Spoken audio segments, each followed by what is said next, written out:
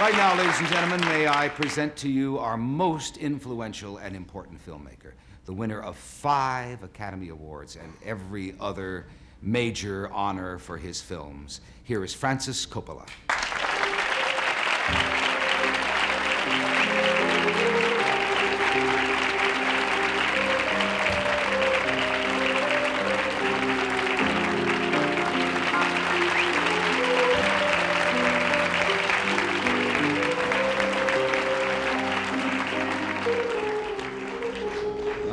Here or here? Right here. Okay.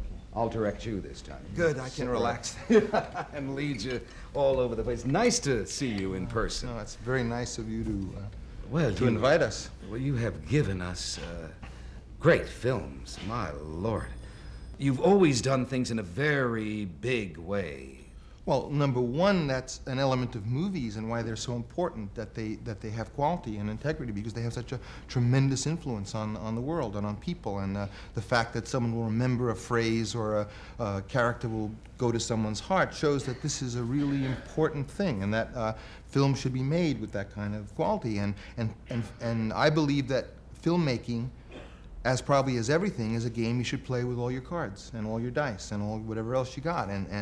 So each time I make a movie, I give it everything I have. Right. And I think everyone should, and I think everyone should do everything they do that way. For example, how much did Apocalypse Now cost to make? $31 million. $31 million. Have you ever had nightmares, Francis, that if it had been a disaster, which it certainly isn't, if it had been a disaster, what would you have done? Well, being realistically, I mean... Bankruptcy? No, I mean, bankruptcy, I'm a large motion picture director. I can go out and get a job and make in a year what most people don't even dream about ever having in their lives. So it would be a sin for me not to risk what I had earned, because I can make it back again. And that's what, to me, the trust is. The reason I can make that much money is because I'm gonna really give it my best shot. And that means, in the Apocalypse case, that meant putting up all the stuff you were worth. So I did it. I mean, to me, it is not as amazing. I'm surprised that people are surprised. That wasn't a nightmare to you? No, I mean, I had some bad nights, and I was really frightened a lot of the time, but not so much over whether or not the bank was going to repossess me as, you know, wanting to, you know, make the film say and be and answer. You know, like, I can't say that I knew all the answers to the questions when I was making the film, but I wanted to make the film, and I wanted out of it also the satisfaction of it, that it would be beautiful and that it would be, in some way, would throw light on the subject. And that, for me, is what I was trying to do. As for the movie-making money, I never doubted that it would if I could finish it.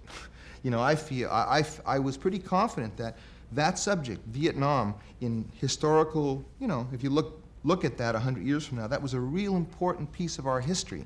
And that many things that are going to change the world and change us stem from that experience, and we're seeing it now. Have you changed since making the film? For the same reasons, yeah, sure I did. Where's the change? I don't know. I think in a lot of ways, when I went to make Apocalypse Now, I think I was a more immature person. You know, I was like a big kid. I'm still like a big kid, but I was, you know, I was like a big kid who didn't realize that he was, you know, I was doing things wrong.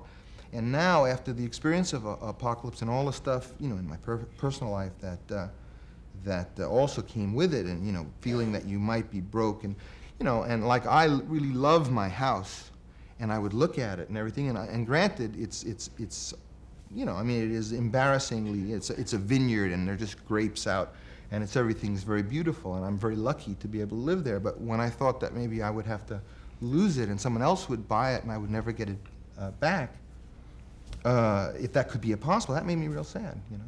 But then I would figure, oh, I'll borrow the money from George Lucas, and he'll buy the house, and he'll hold it, and I'll go out and make another film. And I give you good credit to George Lucas. He said to me, you know, if you go under, Francis, I'll buy the house and the personal things that I loved, and then when you can make the money, you can pay me back. It's a new kind of filmmaker in Hollywood, helping each other out. Oh, it's nice. Do you review each other's product? I mean, do you and George Lucas look at things before it's released to the public and say, and does he come on very honestly and say, Francis, that's a good one, or Francis, you ought to do it? Well, do you critique each other's projects? We used to. we were together. He was at first just a kid. He was my assistant for 7 years, and then I sponsored him making his first film, and then we became sort of almost, not in a strict sense, but collaborators or partners. He's a very, very, very brilliant young, I shouldn't call him a kid anymore. He's a very brilliant young man, and he made the Star War films, of course. And Right. but I must say that then with all the success that came in different ways, he went off to kind of pursue what his idea of things are, and I went off to pursue mine, and we just don't see each other as much.